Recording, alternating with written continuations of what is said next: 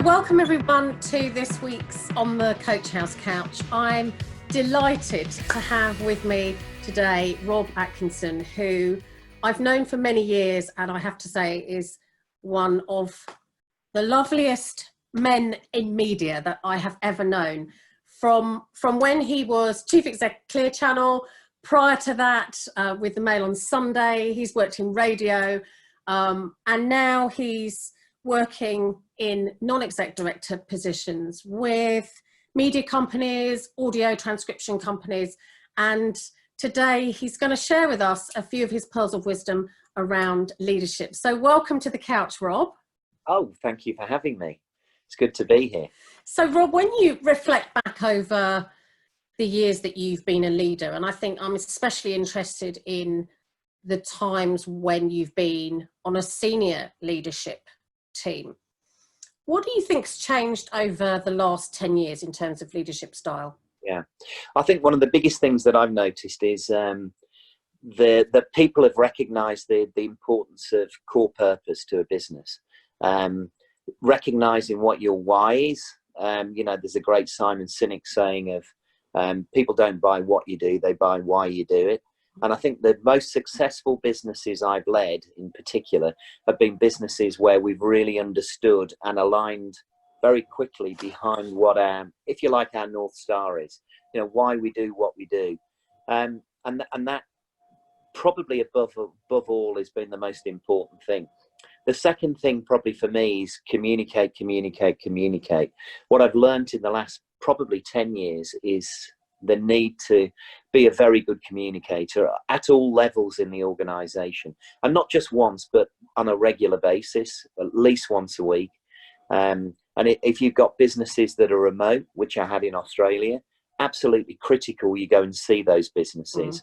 That's changing now, of course, with the world we now live in, but we've got the technology to be able to do that anyway through Zoom and Facebook and FaceTime and Hangouts and every other platform that's available.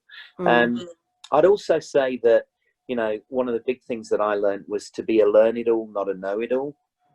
Even now, 30 years in business, I still learn something new every day, and I think that's really important. And what goes hand in hand with that, and I found in certainly two of the businesses I've recently worked in, which are predominantly a much younger resource that are in those businesess, is reverse mentoring. I can offer a lot to people, starting in the business, but often they offer me a lot as well, particularly around technology. And so reverse mentoring has been something that has really come to the fore for me in the last probably 3 or 4 or even 5 years.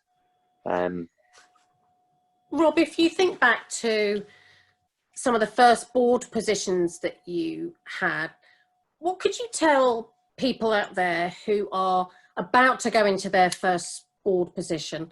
Maybe some do's and don'ts, because it's something that comes in coaching sessions a lot. How can I have more presence? How can I really be heard? Do you kind of scale up in terms of going from maybe a head of department to your first board position? So what could you tell us? Well, first thing is be authentic. What I learned very quickly was recognizing when you make a mistake or when you don't know something is actually a strength. It's not a weakness. But people always go, oh my God, I can't show that I don't know about that. But actually, it's really important that you go, actually, I've no idea, or I'll find out, or actually, can you tell me about that? That's really important to me. And that comes, part of that is authenticity. Most important thing is understand the role that you're on that board for. I mean, often it comes with a title. So you naturally fit onto a board if you're a commercial director, a marketing director, finance director, clearly the CEO, HR director. But understand what is it you're on that board to do. And the only way of really doing that is to understand that from the CEO or from the chairman. Also find out how the board have been judged and how they've been remunerated. Because to be honest, that will drive their focus and that will drive their attention. And that's really important. Also, what's the rhythm of the board? How do they report? What language do they use? What do they really look for when you're reporting to that board? How long do they give you? It's really important so that you can fit in with the rhythm of the board seamlessly if you can. And then I'd say, what are the opportunities to work on maybe subcommittees within, that are just outside the board, whether that's remuneration, whether it's corporate governance, whether it's maybe commercial aspect of it. So wherever your skill set lies, be confident enough to push yourself forward, because then you'll get more experience and you'll expand your knowledge as well and your influence on the business. Lovely.